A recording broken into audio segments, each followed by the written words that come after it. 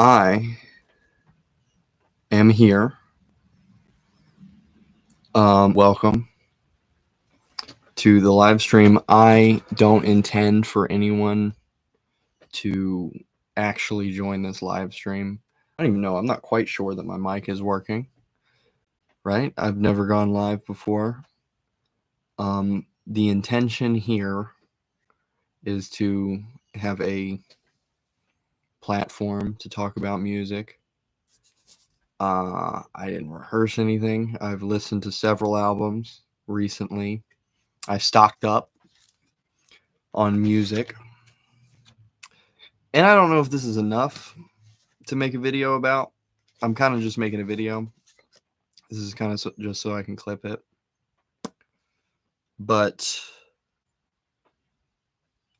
just having fun, folks. Just having fun. And I actually would prefer that no one joins. Because it's going to be an awkward moment if somebody starts talking to me in the chat. Or if I see one person here, I'm going to be like, there's a person watching me right now. What? How creepy is that? This is from 99 Cuts. 999 Cuts, rather. They are an, I think, based out of Israel label, noise label. I was just listening to it on the YouTube topic channel, just like me, provided by DistroKid. But they do have a label, and it's a physical release for this. I'm sticking with physical releases on this for now. Pretty much. I can always edit in the album covers, but it's just kind of nicer to be able to pick something up and talk about it. You know, if you want to look at the back cover, I'm not cut out for this. I'm not a video making person. I'm a sound engineer, you know, I make music. I'm not a YouTuber. I don't want to be a YouTuber, but sometimes it's just fun. But yeah, this is an album that I've liked for a while. I particularly like the second half after I think his Rock Bottom is really good. The first half is good. It's just a little bit too much going on. I think that there's you know, as a noise fan, I kind of just want to listen to noise, and if the noise is complex, that's really good. But I don't want anything because there's a little bit of techno type of stuff going on, a lot of voice samples. But nonetheless, the Climax Denial is one of my favorite artists now, and so I was pleased to go ahead and pick this up. When I went to 99 Cuts, I got a 999 Cuts. I got a few things from them. I got the Palace Day CD. I got a couple more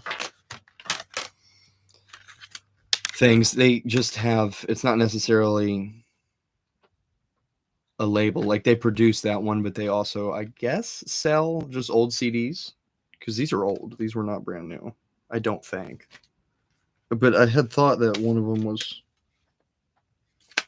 I had thought that one of these, when I picked it up, it might be yours. Did I replace it? Oh, I replaced it. I replaced the jewel case for Receive the Flame. Receive the Flame is one of my favorite. I didn't mean to actually talk about these because I didn't just listen to them. But these are some of the greatest. They're some of the greatest albums to me. It's just what I started with.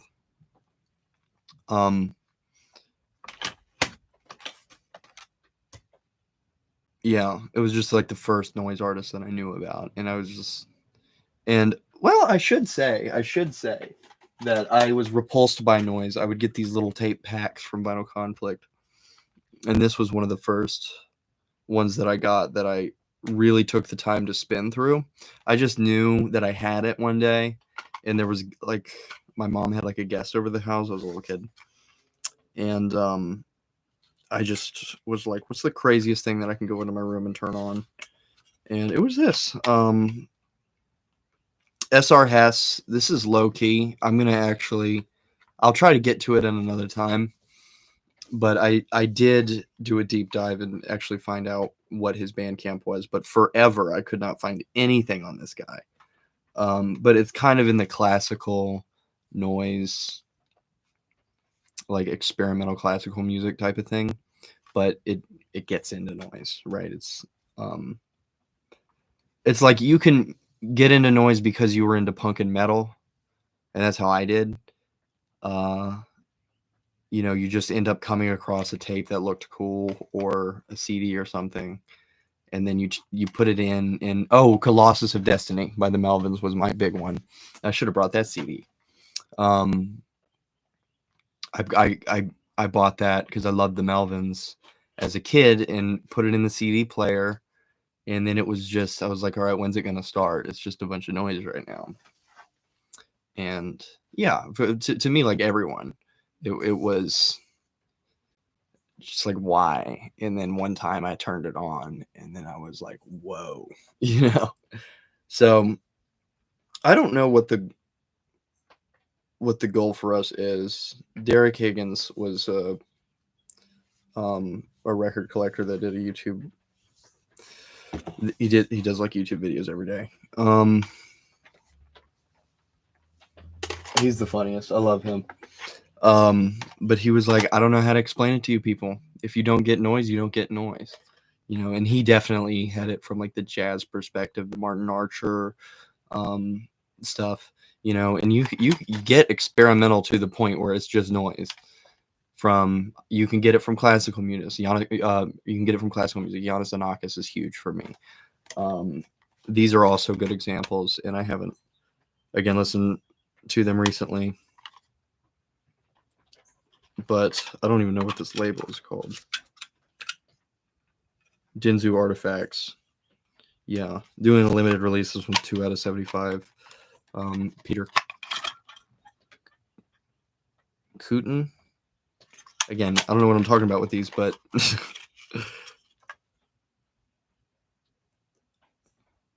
and I believe that Claire Rousset was on this label before 6 out of 100. It's like small, but you've got to appreciate what these are. But yeah, that's maybe a little bit of a softer thing, which I definitely have really enjoyed. I've definitely really enjoyed Martin Archer, and what Giannis Anakis, experimental music from all different perspectives. I've enjoyed classical music in general, and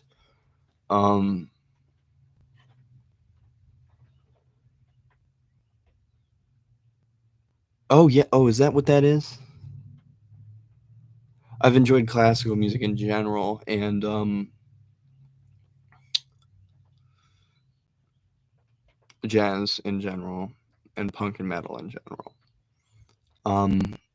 And I also enjoy the experimental side of all of those things. The extremes. This is the big excitement for me, the 56K recordings. I think that my friend, the Angel of the Enemy, and I've made one CD of our split. We have a split that we put together, and we have not yet released it. I was thinking of making a CD myself. We've been talking about labels for it. Because I'm a DistroKid guy and he's a Bandcamp guy, so I don't know what we do about that. It's just all I can do is just kind of lean into the non-distributed side of things. But he was on 56K, I think he was on one of the compilations.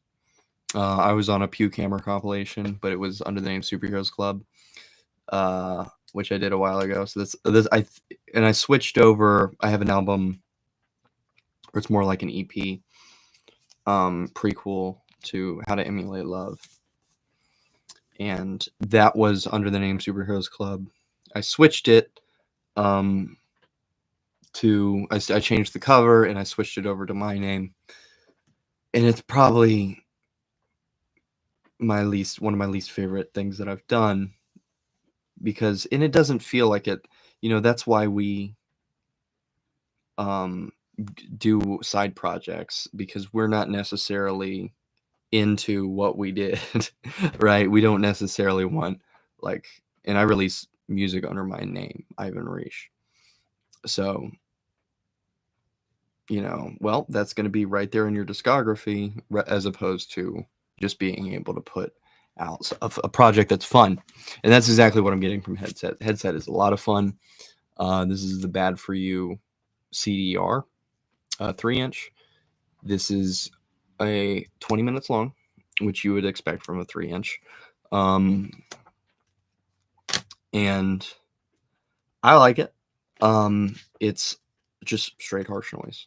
It's not particularly interesting, but it's like morning noise. Like if you're having coffee and you want some noise to go along with it.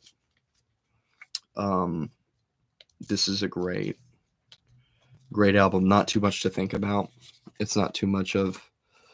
There's not too much going on that you have to embrace. When you do it, it's just an awesome 20-minute blast of noise. And he also sent, by the way, I should have kept all this stuff ready to go so I could show it. But what they do when you get, which I went to their Big Cartel to get these things. I went to the Big Cartel because I just went to the Instagram page and clicked the link in the bio and grabbed a couple things off the Big Cartel. The other thing that I got was this Hedset 3. This was not quite as good. This is probably my least favorite. It was good. I like it, but it's not as consistent. Like it goes in and out. So it's I'm not saying that it's not good, but it's not barreling noise. It's noise that creeps up on you every once in a while. My favorite, and I got the Bandcamp code when I bought these. And when you buy something from them, they give you a little poster. It's all in a Ziploc bag, and they give you a bunch of stickers. And he wrote a lovely little note with it. Also came in there, Bunny Chimera.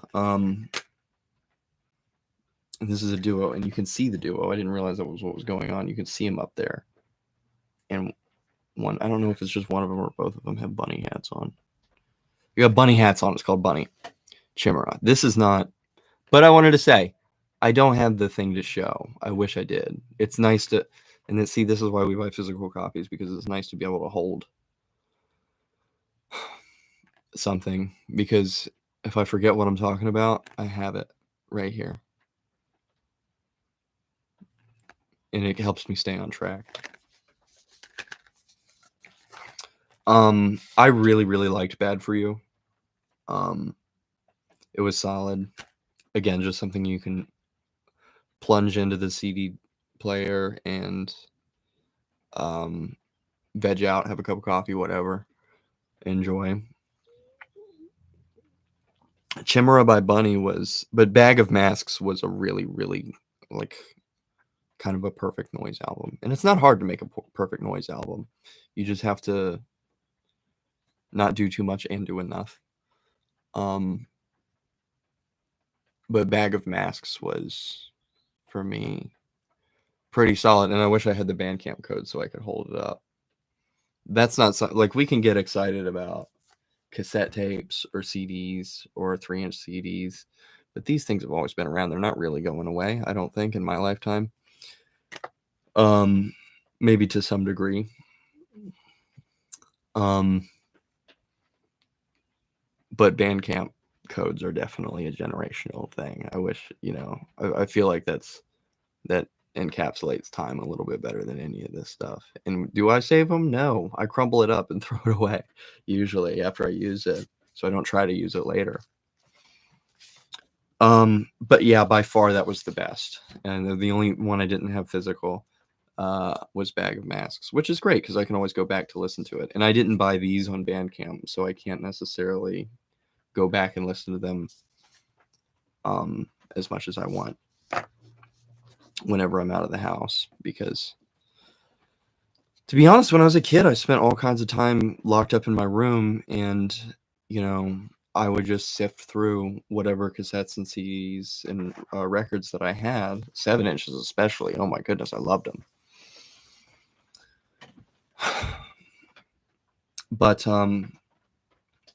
now, modern day, it really helps. Like if I listen to something, I'm doing something else with it. That's just the modern. That's the modern era. If you sit and do something, it's watching YouTube shorts or something. So it's a shame. It's really a shame. But yeah, I listen to music when I'm cooking a lot. Now, I sat and listened to Decrepitude here, but also I was kind of jittery. I didn't really know what was going on. Also, news. I've been through all my stuff, and it's only been 15 minutes. I guess that's okay. I'm deciding what I'm doing here. Somebody told me, Roman Shower told me to do this. So if you think that this is a dumb thing to do, then go talk to Roman Shower. We had messed with a couple ideas. We haven't really worked together. We've worked. I feel like I've worked with him more than any other artist, but we haven't released anything. Yeah, we've gotten the least amount done out of everybody.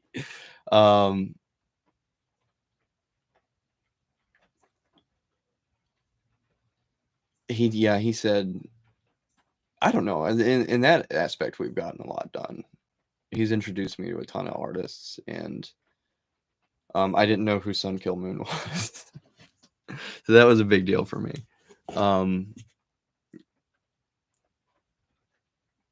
And a lot. I knew, it's weird that I knew who Prurient was, though.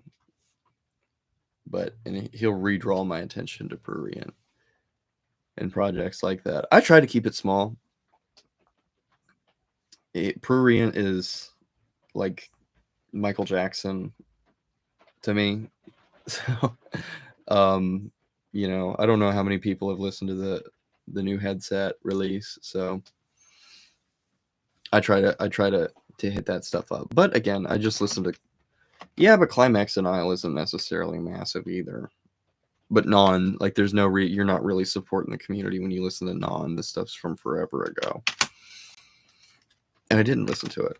I just have them sitting here. Check out his stuff, but yeah, what I did was I reviewed a couple things on Rate Your Music. By the way, if you could go to my Rate Your Music page and vote yes, because I am not official on there. He made that page for me. Roman Shower did. And once because I hadn't been on the site in forever, but I got on there and I just went ahead and reviewed one of his my favorite release by him is Pastures. So I reviewed that real quick, tried to not act like a friend. And I think I wrote about another one, but I had just gotten to a point where I was just jotting down all kinds of notes. And he told me, you love talking about music, you love writing so much, why don't you just make a YouTube channel and review music? It's not like I wrote a composition about these out or had any really intricate thing or interesting things to say. I said almost nothing about these. I didn't get into them. And I don't need to. It's for you to listen to. It's for you to figure out what you think of it. That's kind of the problem with the music rating thing. It's great for nerds just because we all get excited and we like to, like that's what's thrilling about something like noise music, as opposed to just what's on the radio or just the classics. You can really think about it and get nerdy about it. And that's not necessarily a bad thing. That's why we do the whole hierarchy stuff. I did want to say I have this. I don't have a way where you can buy this online. I like making my own CDs. I've made this, and I need some spray adhesive so I can put the covers on Man Hates God, because I'm doing this exact same thing. I was hyped because I had a bunch of these cardboard sleeves ready to go so I could make my own, or so I could put CDs in them. I was just I didn't have a plan for them, but when I saw that 56K was doing it, then I was like, well, the professionals are doing it. Why don't I go ahead and do it? I've made 40 of these, and this is a good way to document it as well. I made 40 copies of handwritten letters. I have a project that I'm excited about doing soon. I spray painted this side. I'm not going to continue to do that. They're just going to have the smart buy with me having had written Sharpie. And there's 40 copies of it. So if you end up with one, you're very lucky because I don't have a way to sell it online. And I don't want to sell it online. I'm going to send probably a few to Roman Shower and then take a few to Vinyl Conflict. And then I might just have a few sitting around. And I'm going to do the same thing with Man Hates God, but this was a 2-disc set. Man Hates God was just a little bit too long, so I only put the Missing Toy few tracks that goes through. There's 3 tracks at the beginning that I cut out and 1 track at the end that I cut out. And I shortened one of the Missing Toys up, and I also added some effects and things like that to it. It sounded so good. When you take no input mixing like I did on Man Hates God, and you actually process it, right? I was 18 years old when I made Man Hates God, and 19 when I made handwritten letters. But I didn't really know what I was doing. That was as much noise as I knew how to make. I got this important little device here after that. But as far as I knew, that was the way to make noise. Guitar pedals, and I used Audacity for it, I think. Audio Tonic it was called at the time. One of them's newer than the other one. No, Audacity is what it's called now. I don't remember. But now I use Pro Tools, and I've been to music school or recording school, and I know all kinds of things about music. It's not like I know all kinds of things, but I know how to record. I know how to process. I know how to make noise sound good. So to take no input mixing and actually put some proper processing on it is a pretty big deal. But that's the reason why I can't make straight noise anymore, is because I've just attained the ability to do it. I've always considered myself to be a noise artist since I started releasing music under my own name. But I think my music is, I think if you were to ask anyone else, they would say that my music is, I have a lot of noise influence, but it's not my wheelhouse, and that's okay. It's not something I stick to anymore. It's just that if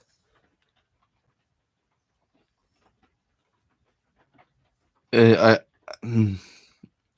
interesting because what I tend to listen to is stuff like this. Like Bad For You is a perfect release for me. Bag of Masks was a perfect release. I didn't talk about Chimera. Chimera was great. It's not noise in the way that Hedset is noise. If you're looking for something that's more straight ahead, Bunny could have a lot of excitement around it, and I want to encourage that Bunny does have more excitement around it. And look at this little thing that you pop out here. You just press in the middle, and then it's free. The 3-inch CDs are new to me, so I'm very excited about it. I put that in the title of this.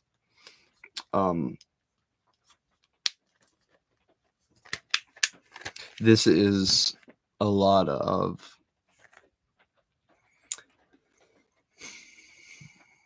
sound. It's not necessarily noise. It gets into, yeah, it has rhythm to it. And I just listened to this for the first time today. All the tracks are very short, 1 minute. It's like a full album, but it doesn't need a full CD, I suppose, a full 5-inch CD. But yeah, it was a joy. It was a joy to listen to. I would really like to put an album like that on when there's people hanging out at my house, and that would just have quite the psychedelic vibe. In fact, I think it's the perfect psychedelic piece of music. It's not cliche. Like if you put Herbie Hancock on, what in the world? You know, come on, guy. Putting Herbie Hancock on, we've heard it before. I'm tired of it. Right? It's not psychedelic. It's going to remind me of the last time that I listened to it. You need to make the moment for what the moment is. So put Bunny on. Okay? Great album. I felt bad because I glazed over it earlier. But that's how you do it. You fly by the seat of your pants. You just start talking. And you go. I didn't write anything out for this.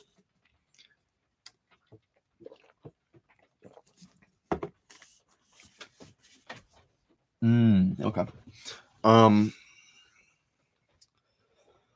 Yeah, the idea is that I have when I make, by the way, I make sermons for my church. Check that out, the Wiley translation. I know that there's two very different audiences that I'm playing to, but if you happen to need spiritual fruit, we got it for you. I cheesed out on the YouTube shorts that I used to promote that, and I started putting them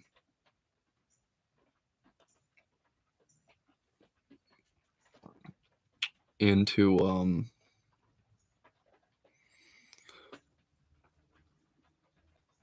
this thing with CapCut where it'll make, if you have the pro membership, it'll make you a certain amount. There's a limit on it, but it'll make you a certain amount of YouTube reels or YouTube shorts or Instagram reels or whatever. Out of AI will automatically generate a bunch of stuff like that. So I thought that it would be a really good way to promote, because I've got this church pumping on views. I can't believe how many views I was able to get out of doing that. We would have never thought, of having that much online activity on our page. But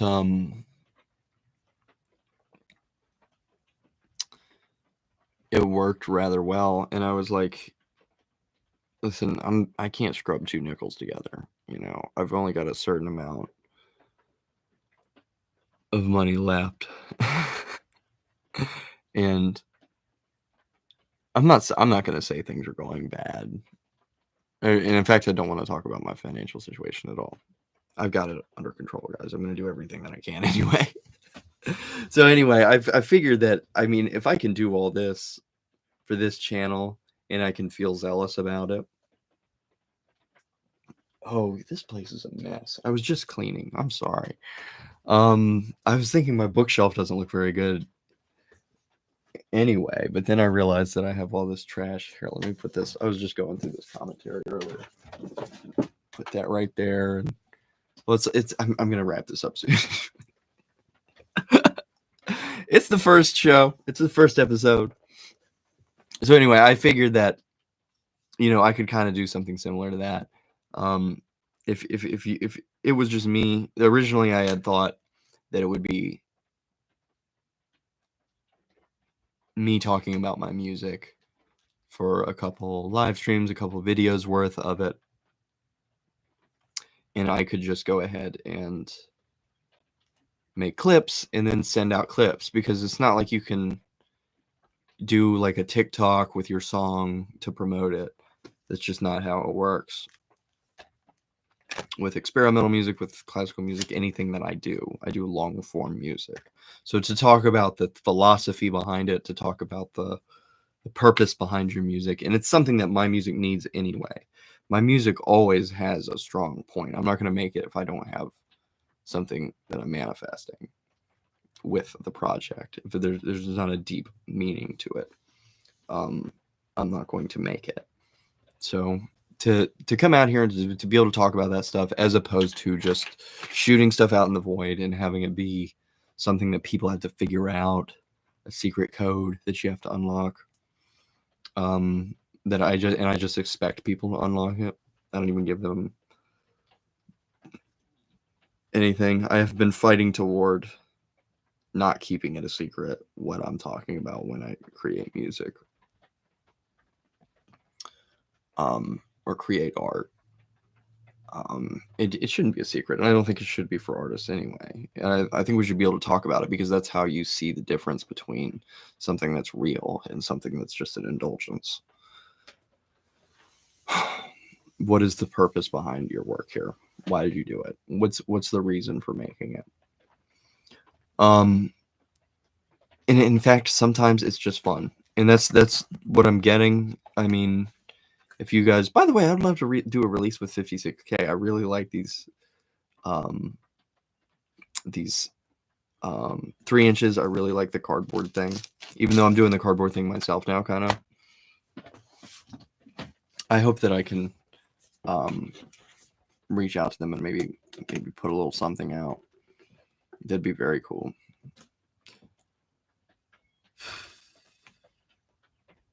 But yeah, big on 56K, so go check them out.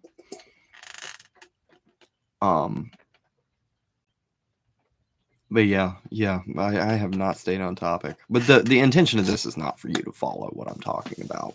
It's to get clips out of it.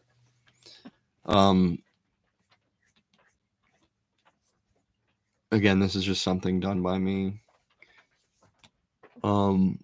Because by the way, if I don't talk to somebody about this, I'm gonna just annoy my girlfriend talking about it.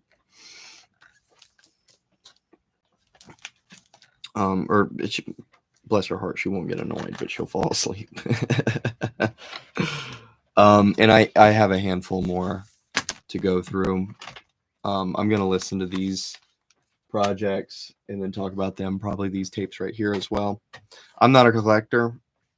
I will probably put as much of this stuff as I have back into circulation. It breaks my heart because I love these projects. They are exciting, so it does in some way, but they don't belong with me. I'm not ever going to have a big collection, just because I'm here. I live in a shed.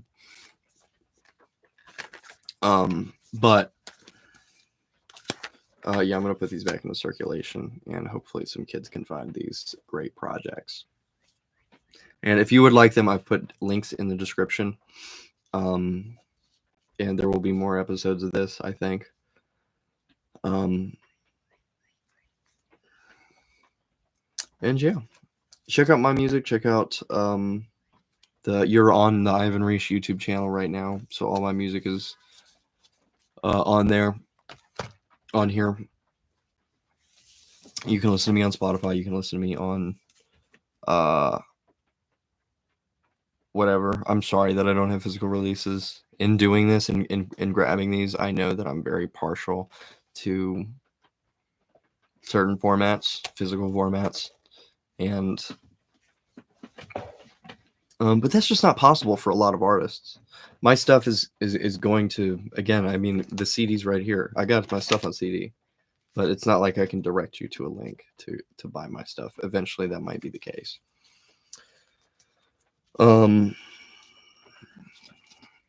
But yeah, I mean, artists can't always afford to do that kind of stuff. So before you go collecting and stuff like that, make sure that you can.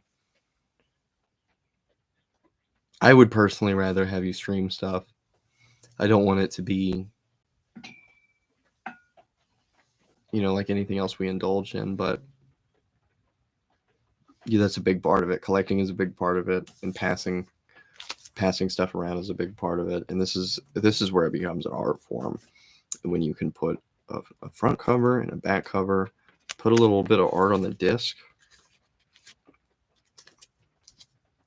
You've really got a project going there. You can really say something or really develop something like that. So yeah, check out any one of these albums. I would encourage you. I would encourage you even more to please listen to my music. And yeah, that's it. That's all I have for today. I have some very exciting projects that I'm working on now. I don't necessarily need to say anything about it. I don't want to say anything about it because I haven't finished it. Once I've finished it, I can start celebrating. But for now, I've got handwritten letters. That's my favorite thing that I've created. If you really like noise, the middle of that, the Las McSturban part of that, Las McSturban, you got to try to pronounce stuff correctly, is in the middle of that album.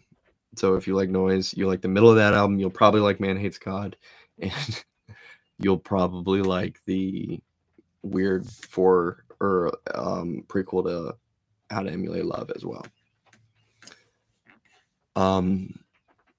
Check out Roman Shower, The Angel of the Enemy on Bandcamp. Roman Shower has all his stuff on YouTube, so you can just go ahead and check out his YouTube page, his Bandcamp and stuff like that too. But for me, I think YouTube is the way to go. You've got like full albums, and you can put full albums in a playlist. That's another thing that I prefer, a full album on YouTube that you can just throw into a playlist is sweet.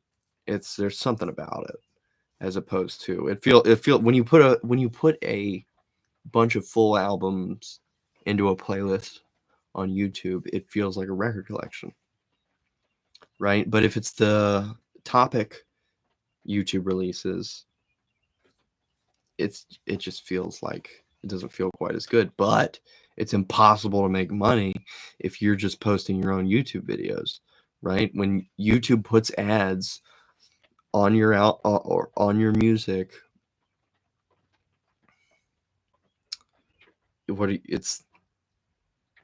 that's the only way you can make money is YouTube ads, you know.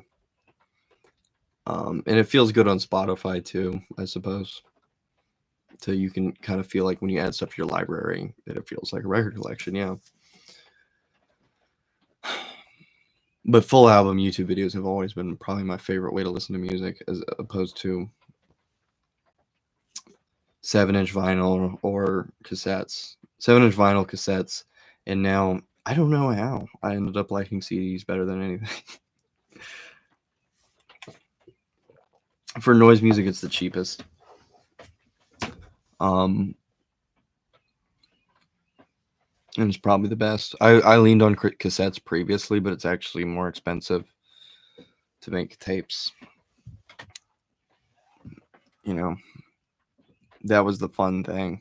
We've always done tapes, noise artists, but they are more expensive and they're harder to find.